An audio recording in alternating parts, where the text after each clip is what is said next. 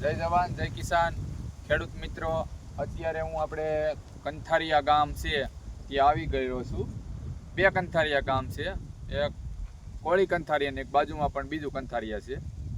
તે કંથારિયા આપણે આવી ગયો છું. એક ભાઈ આપણો યુટ્યુબમાં વિડીયો જઈને ખાતર મંગાવેલું હતું, એ ખાતરની માહિતી લેવાની છે. આપણે જઈએ ખેડૂતભાઈ પાસે અને તેની આપણે ખાતર વિશે માહિતી લઈએ. જય માતાજી. મોટા માતાજી. મજા કેમ છે? બસ એકદમ શાંતિ. હવે આપણે યુટ્યુબમાંથી વિડીયો જોઈને ખાતર મગાવેલું હતું. આપણે ખાતરની તમારી પાસેથી માહિતી લેવાની છે. તે પહેલાં તમે તમારું નામ, ગામનું નામ, તે પરિચય અમને થોડોક તમારો જણાવજો.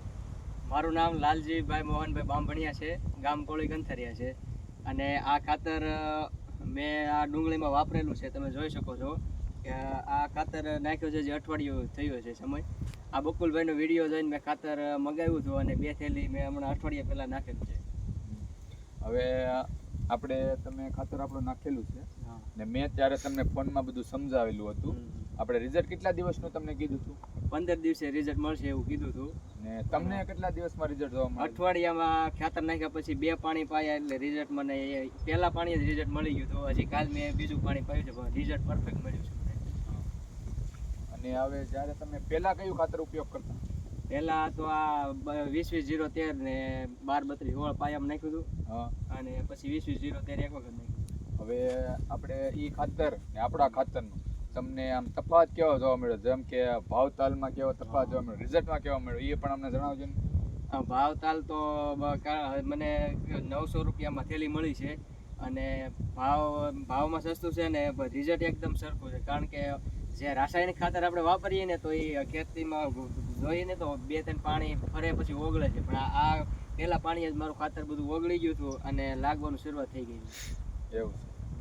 હવે આપણે આ ખાતરની માહિતી કોઈ તમારે બીજા કોઈને આપવી હોય તો તમે શું કહેવા માંગો? નહીં, આ ખાતર આપણે ઉપયોગ કરાય, આ નાખ્યા જેવું ખાતર છે અને રિઝલ્ટ મળે છે. આપણે પૈસા ઓછી કિંમતે આપણને પરફેક્ટ રિઝલ્ટ મળે છે. એટલે આપણે પૈસા પાણીમાં જાય નહીં. રાસાયણિક ખાતર આપણે વાપરીએ તો પૈસા કદાચ આપણા પડી જાય, પણ આમાં એવું થતું નથી. અને આ આટલી ડુંગળી નાખેલી છે ને ઓલી ડુંગળી કોની છે? એ બાજુમાં જે ડુંગળી છે મારા કાકા. અને એ આ તમારી ડુંગળી અને કાકાની ડુંગળી વાવવાનો આમ કેટલો ગાળો કેટલો છે? ખાલી એક જ દિવસનો ગાળો છે, પણ પાણી 2 એક ગારે જ પીધેલા છે. એવું છે ને. હવે આપણે તે પણ ડુંગળી બતાવીએ ને એક સેટામાં છે. હા,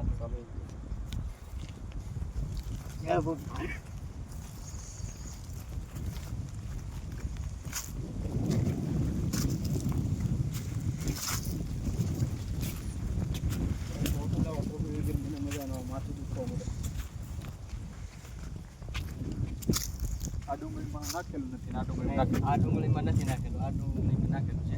જો ખેડૂત મિત્રો, ખેડૂતભાઈ આપણને કહે છે કે આ ડુંગળીમાં ખાતર નથી નાખેલું ને આ ખાતર નાખેલું છે.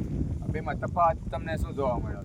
તફાવત એમ છે, આ ડુંગળીમાં નાખેલું નથી તો એમાં એનો વિકાસ બહુ ઓછો, મૂળિયાનો વિકાસ નથી. પણ મારી ડુંગળીમાં મૂળિયાનો વિકાસ આ અઠવાડિયામાં વાપર્યું છે ને તો નવા મૂળિયા મૂક્યા છે. અને વરસાદ પછી ડુંગળી રહેતી નથી, હવે રહી છે એવું. નગર પહેલાં રહી એમ હતું જ નહીં.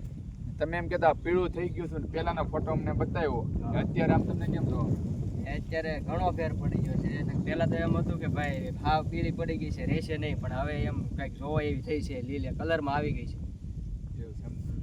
કાંઈ વાંધો નહીં. ને હવે આપણે બીજા કોઈને આપણી ખાતર વિશે માહિતી આપી હોય તો તમે શું કહેશો? નહીં, આ ખાતર આપણે એક વખત વાપરવું જોઈએ એમ. અને જો તમારે ખાતર વાપરવું હોય તો બકુલભાઈનો વિડીયો જોઈને મેં એને કીધું એટલે મને મળી રહ્યું. તો તમે પણ યુટ્યુબમાં વિડીયો જોઈ અને બકુલભાઈનો સંપર્ક કરી શકો છો. અને હું પણ બધાને કહે ભાઈ તમારે પરફેક્ટ વાપરવું જોઈએ, કારણ કે કામ એનું સારું છે. કાંઈ વાંધો નહીં. બીજું કાંઈ હોય તો આપણે જણાવજો. સારું, હાલો. જય માતાજી. જય માતાજી.